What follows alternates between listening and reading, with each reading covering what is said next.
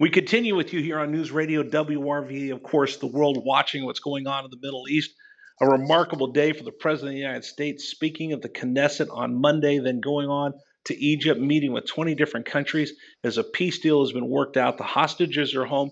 Palestinian prisoners are sent back to Gaza. To make heads and tails of all of this, joining us right now, I have the pleasure of having the founder and the president of the Foundation for the Defense of Democracy, Cliff May, joining us here on News Radio WRVA. Sir, good morning. How are you? I'm well. Good to be with you, Rich. Thank you so much. Well, just give me a snapshot. You have been watching this. You've been watching what's been going on in the Middle East for so long. The foundation looks to see what's going on with some of these proxies of Iran. Did you ever think we'd get to a day like today?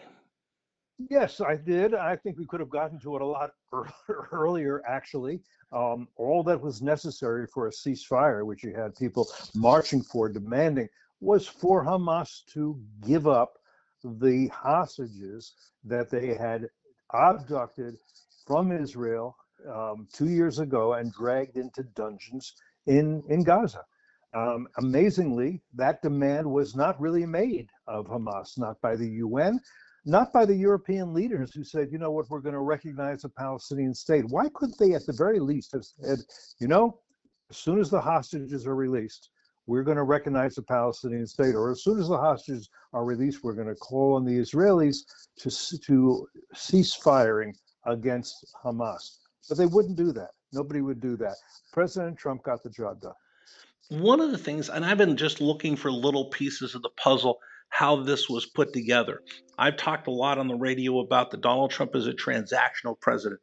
His foreign policy is different than what we see normally at a State Department, lifetime diplomats. But one of the things I saw was there was a point, and I think it was Jared Kushner had mentioned this, that at one point the hostages ceased to be an asset and started to be baggage for Hamas. In other words, they originally took the hostages to keep the IDF from having full retaliation, and they had them as leverage. But as this drug on and Iran was punished with the airstrikes and Hamas was decimated, these hostages actually became a liability. What do you make of that? I think you have a valid point. They became a liability if it was true that Hamas wanted the Israelis to stop fighting a war to destroy them. Early on, they wanted the hostages because they knew that psychologically it would be devastating to Israelis. Keep in mind the very important difference between the way Israelis look upon their fellow citizens and the way Hamas looks upon Gazans. Gazans were used throughout these past 2 years as human shields. In other words, Hamas went down into this subterranean fortress they had built, these tunnels, billions of dollars probably cost, and they hid from the Israelis, occasionally to jump out and shoot at them, leaving vulnerable civilians to die or to be in the line of fire. Why? Because they were confident that every time civilians got killed, it would be the Israelis, not Hamas, that would be to blame. Why that's true is a separate discussion, but they were confident that would be the case. At a certain point, absolutely true, because they had the hostages, the Israelis couldn't, and some wanted to, say, you know what, it's diminishing returns. Why would we go into Gaza City, which had remained a stronghold of Hamas until very recently, and risk our soldiers? Let's just say we've reduced Hamas from a militia to an insurgency. Let's stop now. But they couldn't abandon those hostages. It's within Israeli culture and it's within Jewish religion. Cliff May joining us right now, the president and founder of the Foundation for the Defense of Democracy. As people are talking about what's going to happen with Hamas, they still haven't agreed to disarm themselves. My bigger question is, what happens to their sponsor, Iran, who's seen Hamas devastated, Hezbollah devastated, the Houthis devastated? Iran has been attacked directly by Israel and the United States. How does Iran feel right now? Where is their place in the world? Are they going to just roll over and have these proxies become impotent, or is there something else up their sleeve, in your opinion? Let me try to unpack some of that. Part of the idea behind this war that was launched on October 7th, 2023 against Israel, the architect of it was Yahya Sinwar, he thought that once this war started, all the proxies of Iran and Iran itself would all come to the aid of Hamas and would join in a war against Israel. And in fact, that did happen. The day after the invasion, October 8th, Hezbollah began firing missiles and drones at northern Israel. Remember, Hamas had attacked in the south, and causing tens of thousands of Israelis to flee their homes and leave. And essentially, the entire north of Israel was for many months evacuated. In April and October, Iran, from its own soil, launched huge salvos of missiles and drones. The Houthis attacked as well. We had the Assad regime, a proxy of Iran in Syria, and they were preparing to attack. But what happened, as you know, is one by one, the Israelis went up against each of these enemies on each of these fronts. Some would say as many as 7 fronts, and crippled or debilitated or decimated them.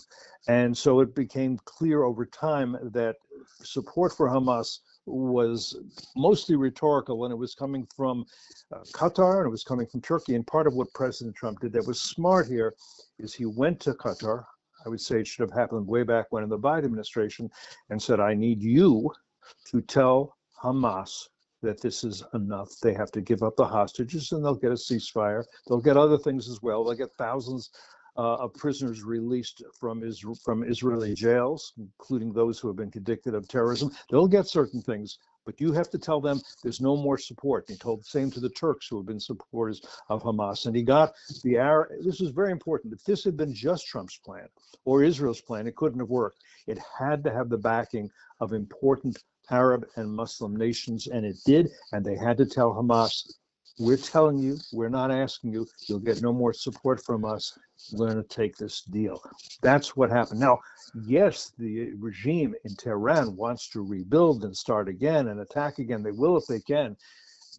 I think the Israelis are very cognizant of that, and that may mean that there will be more attacks from Iran and on Iran.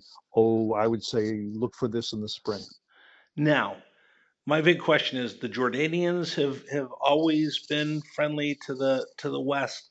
The Saudis, we'll see, but they will speak favorably sometimes towards the West.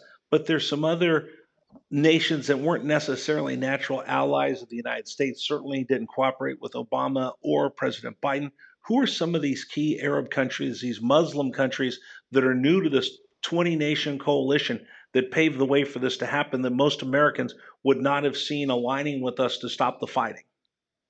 Well, the ones that aligned, and they did so under some pressure, I would say, from Trump, and some also, I think, thought it was logical that their interests were at risk.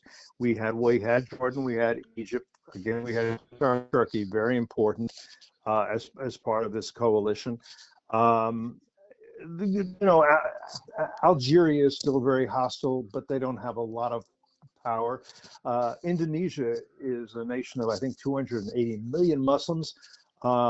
They are friendly with the West. The speech of the Indonesian president or prime minister, I forget which, at the UN recently talked about American values going back to the U.S. Constitution and the Declaration of Independence. I think you can watch, and very likely we're going to see Indonesia before too long join the Abraham Accords or something like it. I do think the Saudis do not, at this point, and I wouldn't have said this 20 years ago when I started FDD, at this point, they don't want wars going on in the Middle East. They don't like it. They certainly don't like the Islamic Republic of Iran, which is a threat to them as well. I think they're playing they will play a useful role here, have in the past, and I think will in the future. So it's, each country is different. Qatar, again, I think has played a double game, but I think President Trump is twisting their arm and giving them some real benefits, by the way. Which we can talk about. The United Arab Emirates and Bahrain, they both want peace in the Middle East, and they both want good relations with Israel, and they are members of the Abraham Accords. Morocco is as well. Anyhow, there's I think 22 Arab nations and more than 50 Muslim nations. We can go through them all if you want, Rich, but that you don't have a long enough show. So the one thing that I'll leave you with today, and all this has been fascinating. What do you think the biggest difference between the Biden Obama way of dealing with what's been going on in the Middle East, and particularly since October 7th? And what did Donald Trump do that was so different than what the previous administrations had done? Very clear. President Trump understands what George Shultz, one of our great secretaries of state, said some years ago, that unless the shadow of power is cast across the negotiating table, diplomacy is a euphemism for appeasement. The diplomacy only worked because it became very clear to Hamas and to everybody else that if they couldn't get some kind of deal, there would be the Israelis were already in Gaza City, and they'd already evacuated 800,000 or so civilians from the town, figuring anybody who left wanted to fight them and would have that chance, and the tunnels would be exploded. And if Hamas wanted martyrdom rather than to live and fight another day, the Israelis would give them that opportunity. Diplomacy and military power are not options and alternatives. They must be used in concert. When President Biden said, "I want de-escalation," our enemies said, "Fine, what will you give me for that today?" And President Trump understood, it appears, that you must have military power behind diplomacy. Carry a big stick, show it occasionally. Carry a big stick, peace through strength. I mean, Yes. they're what we've heard forever, but you actually see this right now. Let me ask you this real quick, Cliff, before we let you go, because I've often alluded to this in the program. So I want to make sure that I'm aligned with what you're talking about. I reference back to the Cuban Missile Crisis with JFK when the Bay of Pigs went so horribly. The Cuban Missile Crisis came in.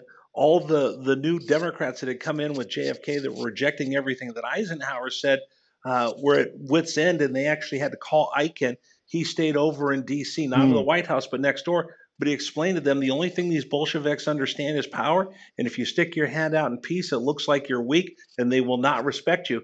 This seems like the same type of thing. It is the same type of thing. And we have to understand our adversaries, our enemies, they're not just like us. To believe that they are is what's called mirror imaging, and doesn't work. We like to think everybody wants peace, everyone wants prosperity, everybody wants a better life for their kids. Unfortunately, it's not always true, not for those who are our sworn enemies. And by the way, we're the ones who are different throughout most of history. The people have wanted to conquer other people. Genghis Khan did not conquer most of Asia and Europe because he had grievances or because he wanted the best damn healthcare system he could provide. This is the real world. We live in it. Get used to it. Cliff, fascinating conversation. Can we invite you to come back on the program again? My pleasure. Anytime, Rich. Give me a call. Thank you so much. Cliff May joining us from the Foundation for the Defense of Democracy. We'll continue with you. This is News Radio WRVA.